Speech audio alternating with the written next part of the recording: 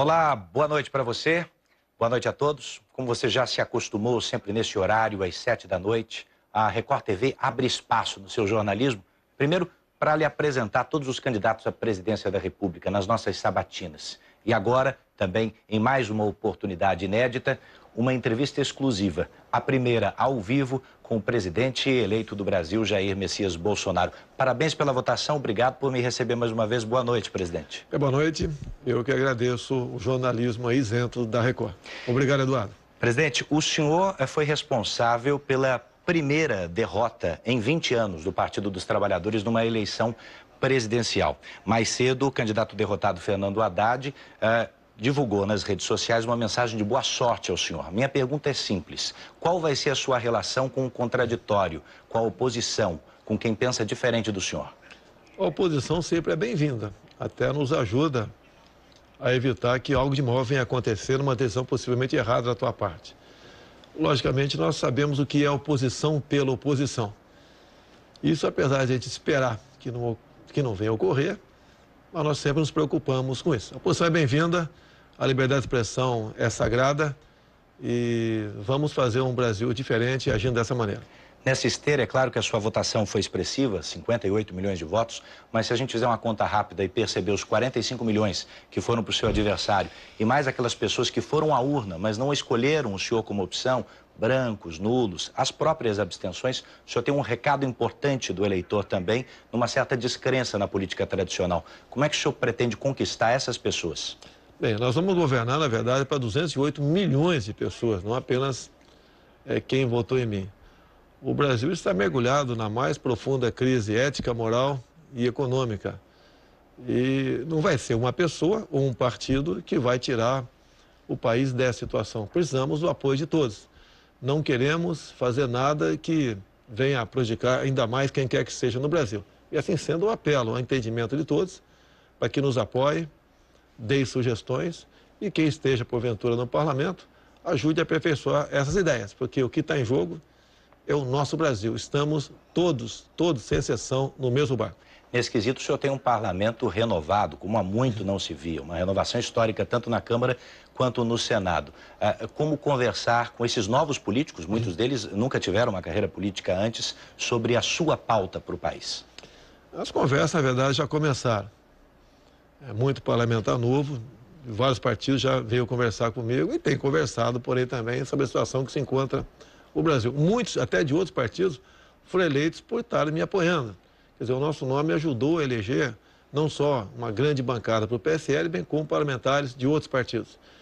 E semana que vem, sim, estaremos em Brasília e buscaremos, junto ao atual governo, Michel Temer, aprovar alguma coisa no que está em andamento lá, como a reforma da Previdência, se não num todo, né, em parte do que está sendo proposto, porque evitaria problemas para o futuro governo, no caso, seria eu. Então, e também vamos buscar maneiras de evitar novas, ditas pautas-bombas, que nós estamos com um déficit monstruoso e não podemos aumentar esse déficit ainda mais para a partir do ano que vem, sob o risco do Brasil entrar em colapso. Não queremos isso daí. Bom, entre as questões que o governo Temer parece ter valiosas, tem o teto de gastos, que está em vigor, que, segundo muitos, engessa, inclusive, investimentos futuros. O senhor é simpático à manutenção do teto como ele está? Olha, seria até dispensável a questão do teto, porque já estamos, nossa economia já está deficitária. Então não adianta você, por exemplo, querer revogar a emenda constitucional do teto, porque você não tem como investir mais no Brasil. O teto, no meu entender, é importante e, se puder ser aperfeiçoado, será bem-vindo. Agora, na verdade, o que nós precisamos é destravar a economia do Brasil. Nós devemos desburocratizar, desregulamentar, buscar maneiras que os investidores, os empreendedores, os patrões, os empresários, os comerciantes tenham meios de empregar gente sem tanta burocracia, porque somente dessa forma você pode movimentar a nossa economia. Outras medidas se farão presentes. Se você, por exemplo, tiver um bom resultado no começo na questão da segurança, por si só a economia é ajudada nesse setor também. No seu discurso ontem, o senhor disse que o Estado precisa dar um passo atrás, precisa diminuir de tamanho. Como o senhor pretende fazer isso? Como olhar para a esplanada dos ministérios a partir do dia 1º de janeiro e realocar, fundir secretarias, diminuir o tamanho do Estado? Você tem que dar o exemplo para você poder cobrar alguma coisa. Hoje em dia, você perguntar para qualquer um do povo, com todo respeito até você, dificilmente você vai dar o nome de 8 ministros. Você não os conhece.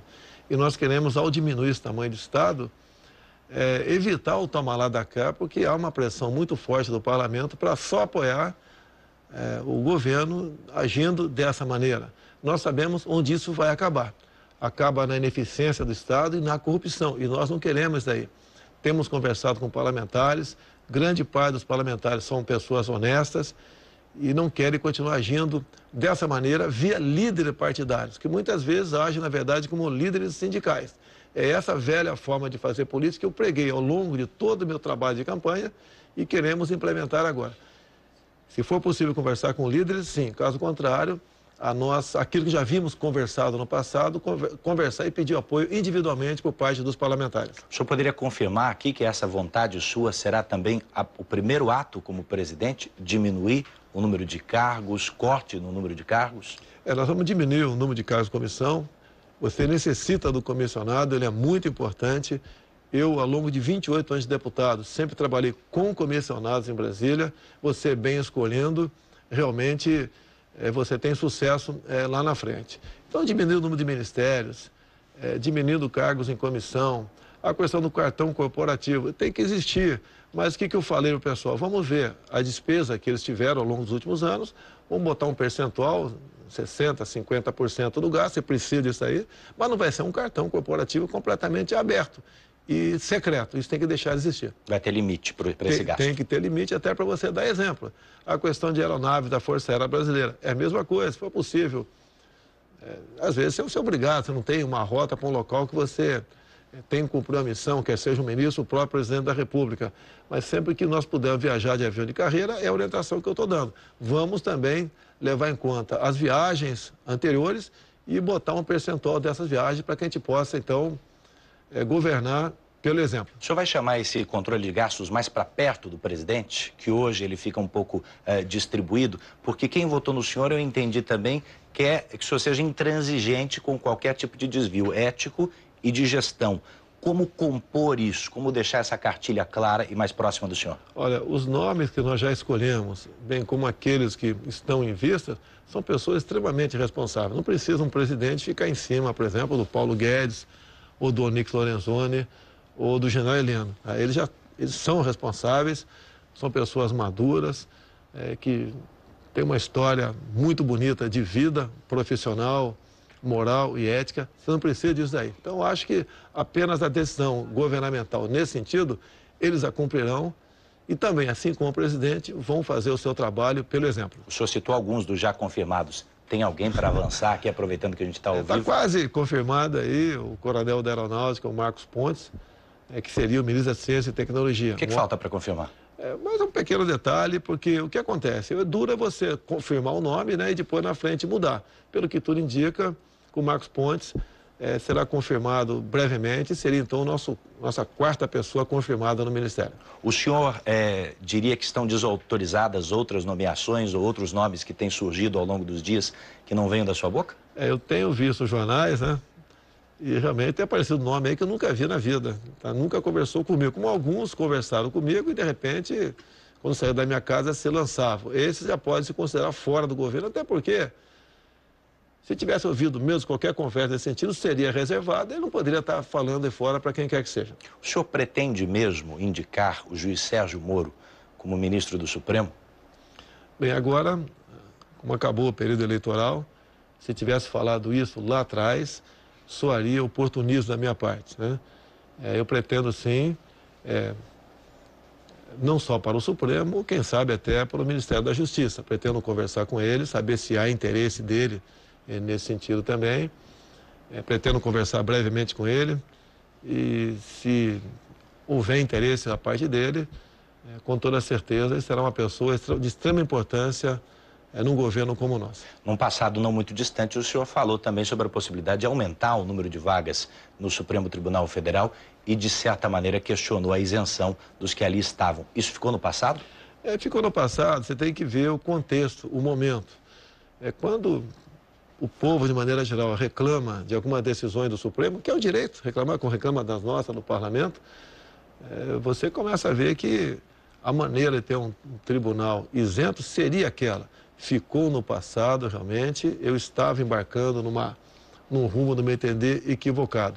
Há poucos dias não, agora domingo, conversei ali com o Dias Toffoli, chegando a Brasília, conversarei com o presidente do Supremo e eu tenho certeza que teremos uma convivência extremamente harmônica. E disse mais para ele, que não é o executivo que vai fazer, não. Vamos fazer juntamente com o judiciário. Todos nós somos responsáveis pelo futuro da nossa nação. Alguns analistas têm entendido que o Supremo terá uma participação, uma importância, de fato, nos próximos anos na garantia dos direitos das minorias. O senhor que no passado chegou a falar que as minorias deviam se curvar às maiorias, vai governar também para as minorias? Eu queria saber que me definisse o que é minoria. Quais direitos de tal minoria? Nós somos iguais, não tem diferença minha para você. Não interessa essa cor da pele, opção sexual, região que você nasceu, gênero, somos iguais, como está no próprio artigo 5º na Constituição. Nós não podemos pegar certas minorias, tá certo? E achar que tem superpoderes que são diferentes dos demais. Eu acho que nós conseguimos a igualdade para todo mundo, todos se sentirão satisfeitos. O senhor recebeu uma bateria de telefonemas desde ontem, acho que eram 7h17 da noite, quando o senhor foi confirmado de fato eleito. Acho que a primeira ligação foi do presidente da Colômbia. Sim. Como é que foram essas conversas? Todas as conversas foram protocolares. Recebi também do Uruguai, da Argentina, do Chile, de Israel, da Espanha, do Trump também. Foram conversas todas protocolares. Obviamente, eu estou muito feliz porque, apesar de protocolares, houve uma certa demonstração que nós podemos caminhar juntos com esses países para o bem dos nossos povos. Paulo Guedes, seu principal assessor econômico, futuro ministro, disse ontem que Mercosul não é prioridade. O senhor concorda com ele? Qual é o seu aceno para os nossos irmãos de fronteira? Paulo Guedes foi até além, né? Está vendo como tem algo em comum com o presidente? Porque ele se soltou. E eu vejo que ele é uma pessoa que tem no peito essa vontade de fazer pelo Brasil, não ficar no politicamente correto. O Mercosul tem sua importância, sim, mas está super valorizado, no meu entender. Foi muito bem gestado lá atrás, depois, no governo do PT, a questão ideológica passou a falar mais alto. Então, o Paulo Guedes foi muito bem nesse sentido, ninguém quer implodir o Mercosul, mas nós queremos dar a devida estatura para ele. Até, sem citar país aqui, para não criarmos problemas, já que eu sou o presidente eleito, né? Teve país que burlava a questão de fazer comércio, outros, né? Sem respeitar as cláusulas do Mercosul. E o Brasil, como o PT estava governando, dava essa liberdade total. Então, o que nós queremos, a ideia do Paulo Guedes, é minha também, nos livrarmos de algumas amarras do Mercosul. Você pode ver, até pela cláusula democrática, nunca a Venezuela poderia ter entrado no Mercosul. E agora, mesmo dentro, vamos supor que nada de errado tivesse acontecido no passado, pelas cláusulas democráticas, a Venezuela não deveria mais participar do Mercosul também. Venezuela fez parte da pauta da conversa com o presidente da Colômbia, por exemplo? Alguma coisa no sentido de... Foram conversas protocolares, tive conversa com outras autoridades de vários países, entrou o assunto Venezuela e pede ali que o Brasil participe de uma forma ou de outra para solucionar esse problema. Afinal de contas, são cidadãos, são nossos irmãos que estão passando seríssima dificuldade com a ditadura de Maduro. Mas há alguma conversa sobre intervenção no regime venezuelano? Da nossa parte, não existe isso daí. O Brasil sempre vai buscar a via pacífica para resolver esses problemas. Se nós tivéssemos feito a lição de casa, lá no governo do PT lá atrás, mas sabíamos que o PT não faria essa lição de casa, eu acho que a questão Venezuela poderia ter sido resolvida já. Mas o PT sempre admirou o governo Chávez e depois de Maduro, de modo que chegamos numa situação agora onde os mais pobres estão sofrendo e muito, fugindo a pé para o Brasil, depois de não ter sequer mais o que comer em seu país. E a conversa com o presidente Donald Trump? Ele mesmo publicou no Twitter que, além das congratulações, falou-se em comércio bilateral e relação com as Forças Armadas. O que mais teve nessa conversa? Foi uma conversa um pouco mais demorada que as demais, isso esteve na pauta, mas vamos aprofundar a nossa conversa num futuro contato. Com toda certeza, eu pretendo ir aos Estados Unidos ainda no corrente ano, levarei a minha equipe, meu vice-presidente, o general Mourão, quem sabe o João Heleno também, para essa pauta militar, tratar com eles. Agora, a pauta comercial iria o Paulo Guedes, e nós temos muito que ampliar o nosso comércio, sem desmerecer o comércio com outros países do mundo. Sobre o seu vice, general Mourão, ele já deu a entender que não tem intenção de ser um vice decorativo. Que papel tem ele no seu governo? Nem eu quero um vice decorativo, né? Que eu tenho falado para ele é que eu não sou capitão nem ele é general, nós somos soldados do Brasil. Ele é uma pessoa que integrou o alto comando do Exército, extremamente gabaritada, qualificada, tem uma bagagem cultural muito grande, apenas faltava para ele a malícia para conversar com a imprensa. Então, a forma como ele conversava, a imprensa, de forma maldosa, levou para o outro lado, de modo que transpareceu que tinha algum atrito com ele. Nem um atrito com o general Mourão. Ele é um grande amigo, um grande companheiro, um grande patriota, que, mais do que vice, será um conselheiro nosso de primeira hora e a qualquer momento. E o povo brasileiro pode ter certeza, tem um vice ao teu lado que quer o bem do seu país. Me deixa falar da imprensa então um pouco, presidente. O senhor, no seu discurso ontem, primeiro na internet, fez crítica à grande mídia. Depois, quando o senhor falou na transmissão às televisões, o senhor disse que o brasileiro será a sua testemunha de que esse governo vai respeitar a democracia, a Constituição e a liberdade. Minha pergunta é simples. Liberdade de expressão tem limite para o senhor? Olha, quem vai impor o limite é o leitor, né? Tem certos órgãos de imprensa que caíram em descrédito por ocasião das eleições, sem citar nome aqui. Por si só, estão perdendo assinantes, ou perdem telespectadores. Então, quem vai limitar isso vai ser realmente o cidadão na ponta da linha. E foi dado um grande recado para essas mídias que ousaram tomar partido político. Então, o controle para o senhor é o controle remoto? O controle remoto, nada mais além disso. Inclusive, nós não queremos a propaganda, a nossa TV oficial, a ideia nossa privatizar ou extinguir, não podemos gastar mais de 1 bilhão por ano com uma empresa que tem traço de audiência. Nós preferimos confiar na mídia tradicional quando o governo quiser fazer os seus anúncios que tem que fazer, que tem certos programas que nós só podemos atingir com o apoio da grande mídia. Presidente, o que o senhor espera encontrar no Palácio do Planalto? O senhor já disse que a transição já começou oficialmente, provavelmente semana que vem. Quem publica em diário oficial é o presidente Temer. Mas os dados que já estão chegando, da administração direta, logo chega da indireta também, lhe dão que tipo de sinais? Alguns dados são estarrecedores, né? Quantidade de funcionários de algumas estatais, certas despesas, certas estatais que são deficitária, serve apenas como cabide de desemprego. Nós não vamos fazer nenhuma maldade com o servidor público e nem vamos simplesmente desfazer desse nosso capital sem muita responsabilidade. Eu tenho certeza que todos do mercado e até do povo ficará satisfeito positivamente da forma como trataremos essas questões inerentes ao governo federal. E como é que o senhor espera que sejam os 2 últimos meses do governo Michel Temer? Olha, depender de mim, da mais perfeita harmonia. O telefonema que recebi do Michel Temer, ele estava muito solto, tranquilo, me parabenizou, eu senti na voz dele que ele estava tranquilo. Pretendo que a semana que vem ser a primeira pessoa a procurar para agradecer pessoalmente os votos de boa sorte. E tenho certeza que eu conheço quase todo mundo do governo dele, né? Porque, afinal de contas, são 28 anos em Brasília. Eu acho que essa transição será bastante tranquila e será feita com muita responsabilidade, pode ter certeza. O senhor abriu essa entrevista falando do respeito à oposição, que a oposição pode muitas vezes até ajudar. Queria falar um pouco sobre as forças dentro do Congresso Nacional. O seu partido, o PSL, teve o número de cadeiras sextuplicado, né? Quer dizer, 6 vezes, pelo menos. Com a cláusula de barreira, isso pode aumentar. Mas para aprovar a reforma, o senhor vai precisar conversar com o PSDB e com o MDB, pelo menos.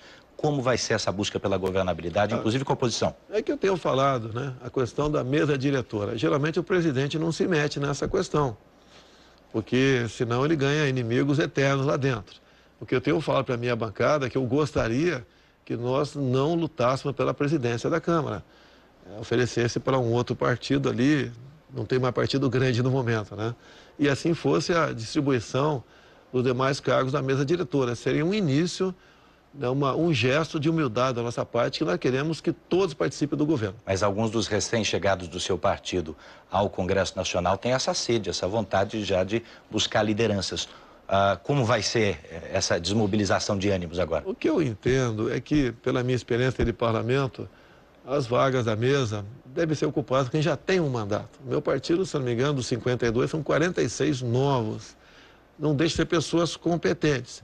Mas eles têm que entender que, pela governabilidade, seria bom nós aqui diversificarmos entre os partidos os cargos da mesa diretora. É simples, assim como o senhor pregou durante toda a campanha, fazer política com o Congresso sem oferecer algo em troca?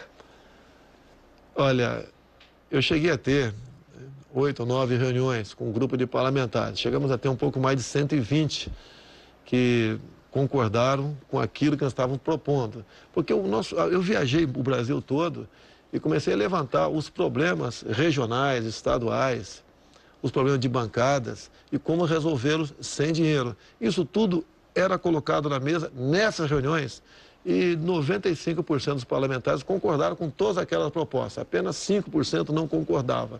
E assim sendo, a gente pretende botar um pacotão de medidas que vai atender o agronegócio, a agricultura familiar, vai atender a segurança jurídica que o homem do campo precisa, atende a questão da segurança pública para que nós possamos exercer de fato o legítimo direito à defesa, atende as Forças Armadas, quando se fala em retaguarda jurídica, atende os nossos policiais civis, militares, federais.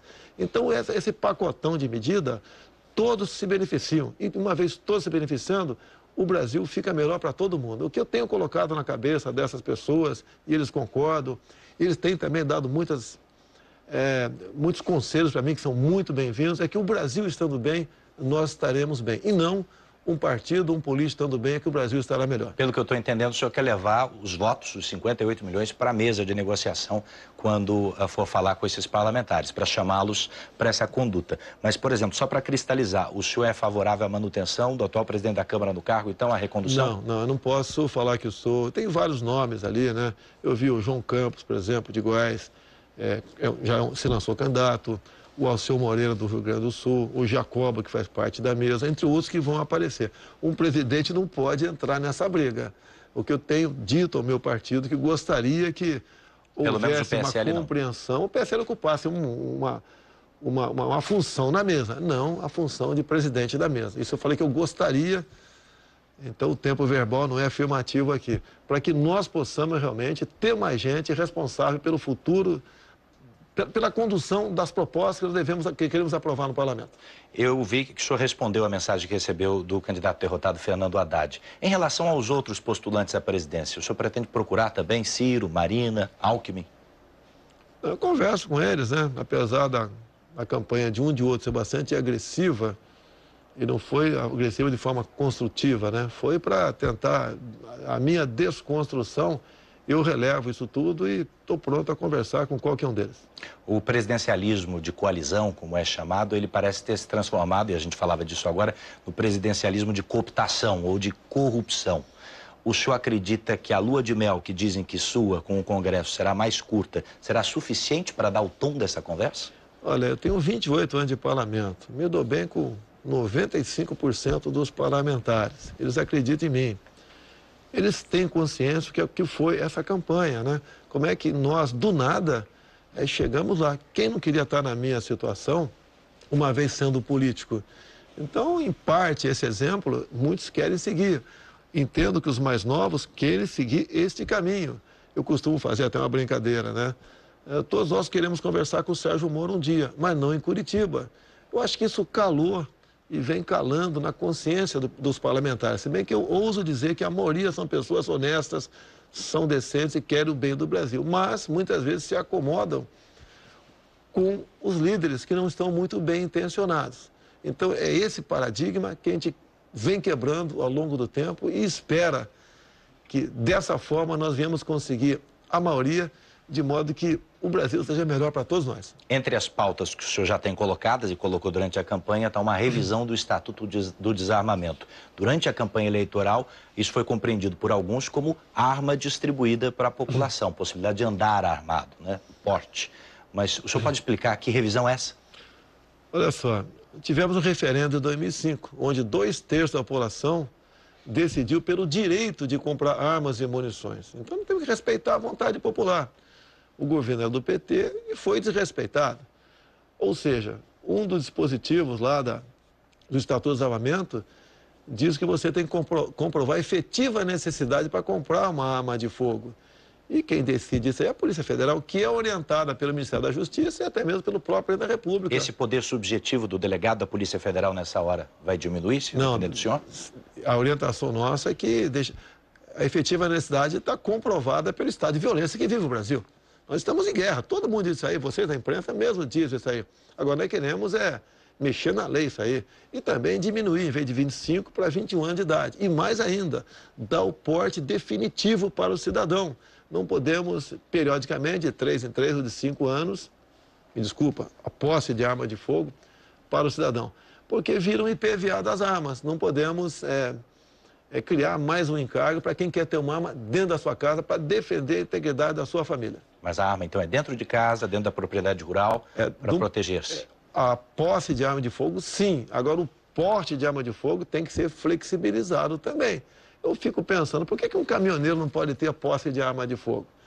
Imagine, se coloca a situação do caminhoneiro que dormiu num posto, um sono pesado, acorda no dia seguinte, não tem nenhum step mais no seu caminhão. Então, você casar isso com excludente de ilicitude, que eu digo que é em defesa da vida própria de terceiro, patrimônio próprio de terceiro, pode ter certeza que a bandidagem vai diminuir, porque um caminhoneiro armado, ao reagir, alguém estiver furtando ou roubando o seu estepe, ele vai dar um exemplo para a bandidagem. É o seguinte, olha, ele atirou, o elemento foi abatido, em legítima defesa, ele vai responder, mas não tem punição. Vai diminuir a violência no Brasil com toda certeza. Inclusive, dados a estatística, você vê quando aumenta o número de auto-resistência por parte da Polícia Militar, a violência diminui naquela região. Mas, presidente, a Procuradoria-Geral da República já se posicionou contrária a essa flexibilização, porque para saber se de fato ele se defendeu legitimamente, precisa haver uma investigação. Não, você responde, mas não tem punição. Logicamente, não tem punição se for realmente estava furtando, né, roubando, ameaçando a vida de terceiro. Nós temos, se alguém entra na tua casa hoje em dia, mesmo você com uma arma legal, se você dá vários tiros naquela pessoa, ela acaba não morrendo, você responde por tentativa de homicídio, o outro responde por invasão do domicílio.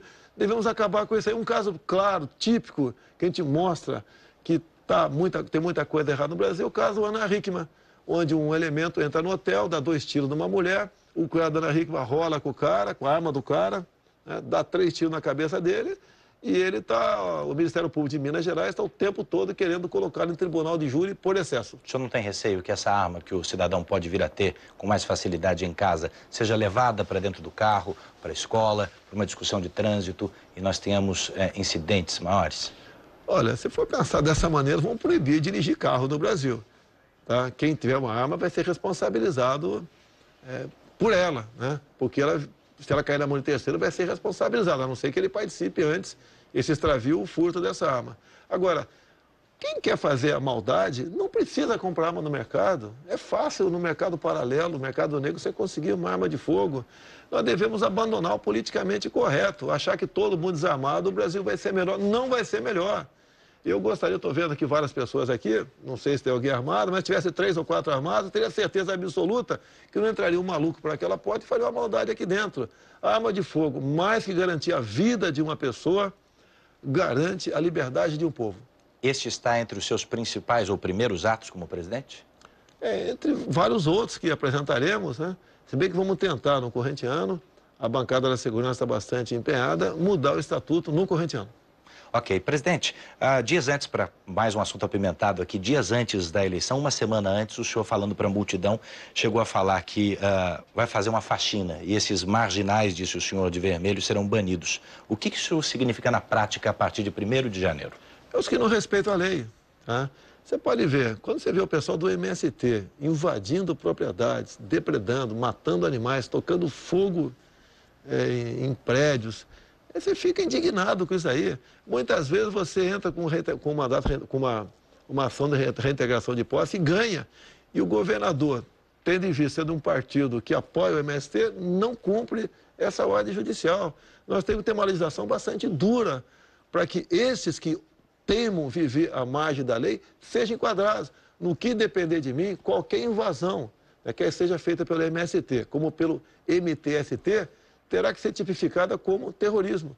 É o que nós queremos fazer, cumprir a lei. E a propriedade privada é sagrada, não interessa se é urbana ou rural. Esse projeto vai para o parlamento também? Vai. 90% do que eu quero fazer passa pelo parlamento, 10% apenas por uma caneta presidencial. Mas um presidente também tem que estar disposto ao diálogo, à conversa. O senhor pretende conversar com os movimentos sociais? O movimento social que invade, que depreda, que faz essa barbaridade que é o MST, eu acho que não tem que conversar com eles, tá certo? Eles têm que se enquadrar a lei, deixar de praticar esses atos. Hoje em dia o fazendeiro vive aterrorizado por esses que invadem a sua propriedade. E não devia ser assim, devia ser o contrário. Por isso que eu quero armar o fazendeiro. Ele tem que ter o poder de reagir. Assim como invadir uma propriedade rural é crime, invadir um apartamento, uma casa também é crime. Para a saúde pública, presidente, o senhor vai manter ou vai extinguir o programa Mais Médicos? Da forma como está, ele vai ser alterado. Em qualquer lugar do mundo, se você for médico, for querer trabalhar lá, você faz uma prova do Revalida. Você tem que fazer a mesma coisa aqui no Brasil. Agora, o programa Mais Médicos, criado pelo PT, foi para atender, em parte, a ditadura cubana. Em torno de 1 bilhão e 200 milhões de reais por ano vão para a ditadura cubana. E mais ainda, fala-se muito em direitos humanos. Pega uma médica, uma profissional que está com jaleco de branco cubana, pergunta se tem filhos. Ela geralmente responde que tem. Onde estão? Estão em Cuba. Então, a cubana não pode trazer seus filhos menores para o Brasil, além de 75% do seu salário ser confiscado para atender a ditadura cubana. Para fazer tudo isso, o senhor tem um enorme desafio, que é o ajuste fiscal do governo. Paulo Guedes já falou que para isso quer acelerar privatizações para fazer caixa, impedir que o governo continue gastando mais do que arrecada. Por onde começaria essa linha de privatizações? Olha, pelas deficitárias. Tá? Nós temos que ter responsabilidade em privatizações. Ali tem servidores. Tem algumas estatais que não vão bem das pernas exatamente pelas indicações políticas. Então, nós faremos essas indicações que não serão políticas. As estatais têm que cumprir as suas metas. Se não cumprir, você tem que realmente partir para uma privatização, com toda a certeza. Agora, mesmo assim, eu acho que tudo aquilo que não for função do Estado, nós temos que, com responsabilidade e com um modelo justo, partir para a privatização. Eu quero agradecer muitíssimo essa entrevista e lembrar que esses milhões de votos também se transformaram em votos de responsabilidade Sim. e confiança no senhor. Quero agradecer. Já estou ficando uma fisionomia de mais velho, reparou? É verdade. Muito obrigado mais uma vez pela entrevista. Uma boa noite, sucesso para o senhor. Obrigado. Bem, eu agradeço a sua companhia até aqui nessa entrevista exclusiva, a primeira do presidente eleito do Brasil. Você vai acompanhar a cobertura completa sobre o segundo turno das eleições e alguns também dos principais momentos dessa entrevista, logo mais no Jornal da Record. Fique agora com a sua programação normal. Boa noite.